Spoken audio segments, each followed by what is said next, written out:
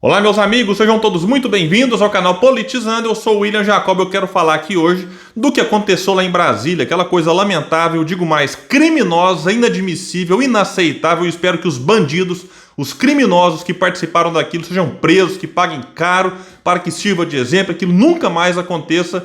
E a fala do Lula foi mais ou menos nesse sentido. E eu quero trazer, inclusive, pontos da fala do Lula, o que disse Ciro Gomes, se manifestou a respeito disso, Aldo Rebelo também, Alexandre de Moraes.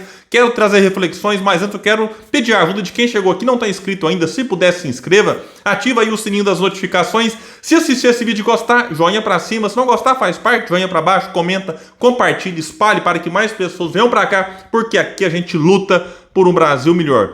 Pessoal, é o seguinte, eu esperei algumas horas depois que começou, né, o que a gente viu lá em Brasília. Cenas, mais uma vez, assim, lamentáveis. Digo mais uma vez porque já tinha tido um sinal de que isso aconteceria em dezembro, quando o Bolsonaro ainda era presidente. Eles colocaram fogo em alguns carros, tentaram invadir lá a Polícia Federal. A gente viu que aquilo não deu em nada, e quando não dá em nada, você acaba incentivando com que isso se repita. Então, eu assistindo aquilo, observando aqui Globo News, CNN, Twitter, tentando observar a manifestação de algumas pessoas, preferi esperar algumas horas para não gravar aquilo no calor do momento, até porque, né, eu estava também preocupado, tenso com o que estava acontecendo. Eu pensei em fazer uma live hoje, mas primeiro, né, a minha internet não está muito boa para fazer live. Algumas pessoas me chamaram, até me pediram para que eu fizesse aqui.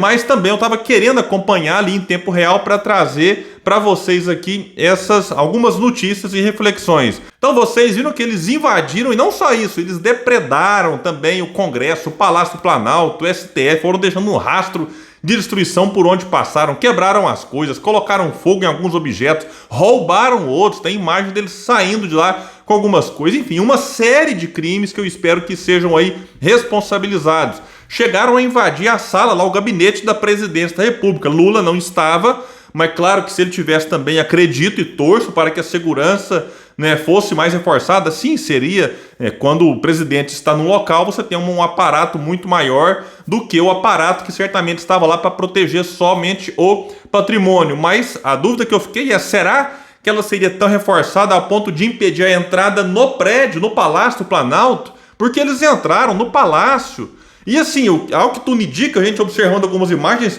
com muita facilidade. Lula estava em Araraquara por conta da tragédia causada pelas chuvas lá na cidade.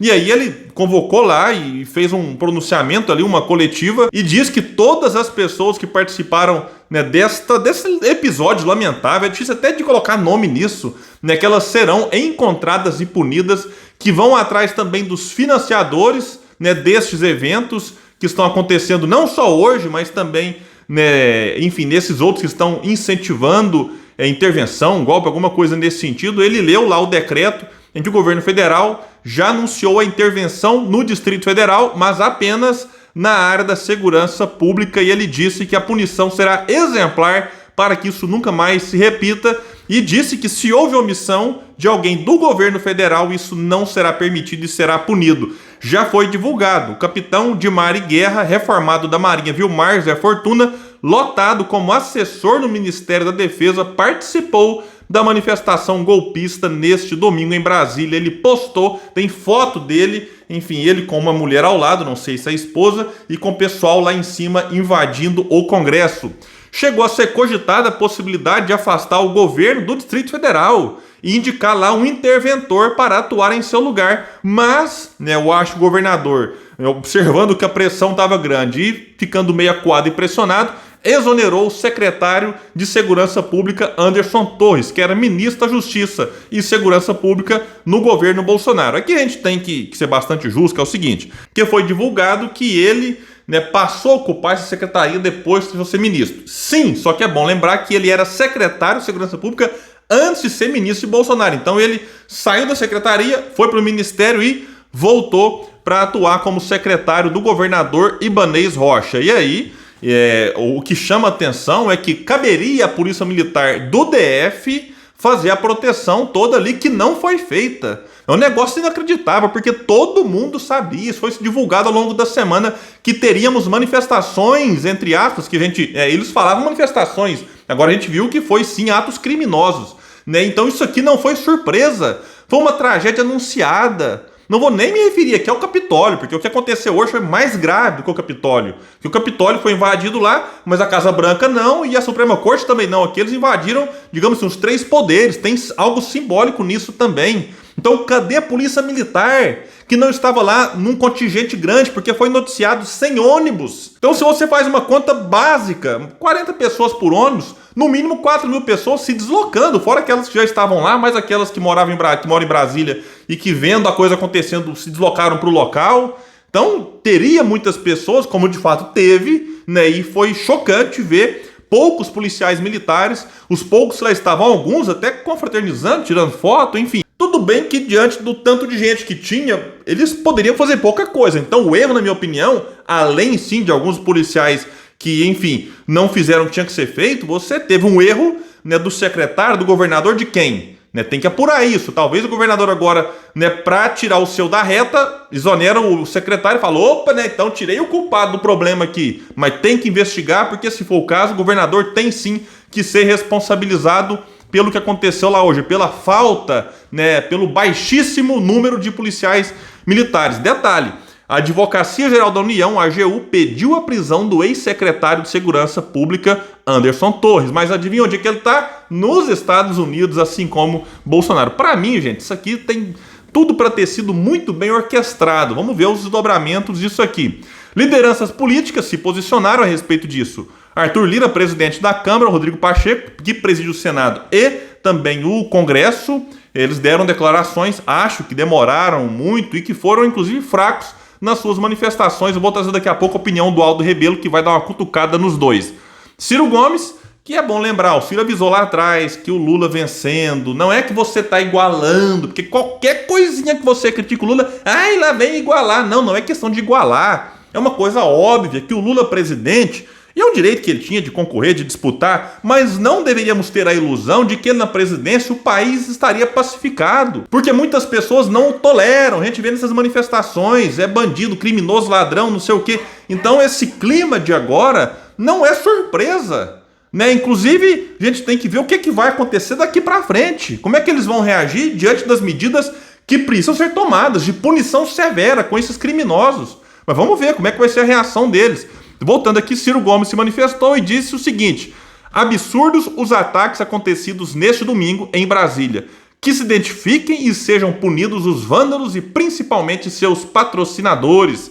Tenho enorme preocupação com a profunda divisão do país, mas nada justifica os graves crimes que estão cometendo. Sim, é que a sociedade pode ser dividida e, eventualmente, os dois lados não praticarem crimes. O que a gente vê agora é uma sociedade dividida, ok? A tal da polarização, mas em que um dos lados, por isso o Ciro, né, expõe isso aqui com muita firmeza, comete crime, e isso é inaceitável. Em seguida, o Ciro fez um outro tweet e diz: um dos maiores crimes da história da República não pode ficar impune. Não há a mínima brecha para a condescendência. A consciência nacional clama, e colocou em caixa alta, o máximo rigor da lei. E esses tweets do Ciro foram antes do pronunciamento do Lula, que foi mais ou menos nesse sentido, prometendo uma punição severa, e assim tem que ser. E Aldo Rebelo, um outro grande nacionalista, publicou o seguinte: onde estão os presidentes da Câmara e do Senado?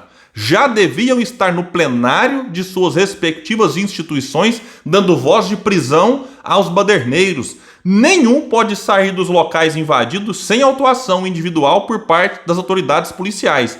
Em seguida, o próprio Aldo citou lá no Twitter o seu exemplo. Em 2006, presidi a Câmara e dei voz de prisão aos 600 invasores que mantive sob custódia e saíram escoltados para o ginásio Nelson, onde foram autuados um a um. Pedi, via Ministério Público, pagamento pelos danos ao patrimônio. Inclusive, Aldo Rebelo foi cogitado como ministro da Defesa, e se ele fosse, eu não sei se isso aqui teria chegado também nesse ponto. Alexandre de Moraes manifestou-se no Twitter da seguinte forma: os desprezíveis ataques terroristas à democracia e às instituições republicanas serão responsabilizados, assim como, vejam bem, os financiadores, instigadores, anteriores e atuais agentes públicos, vejam bem, anteriores e atuais agentes públicos que continuam na ilícita conduta dos atos antidemocráticos. O judiciário não faltará ao Brasil, e eu acho que vai faltar cadeia para tanta gente, viu? Então a gente observa aqui a fala do Lula, o posicionamento do Ciro, a fala do Alexandre de Moraes, também o Aldo Rebelo e vários outros. Eu peguei aqui alguns que não dá para você pegar aqui também 20, né, 30, 40, 50, esse vídeo ficaria muito longo. Indo nessa mesma direção, que é o que eu acho e torço para que aconteça.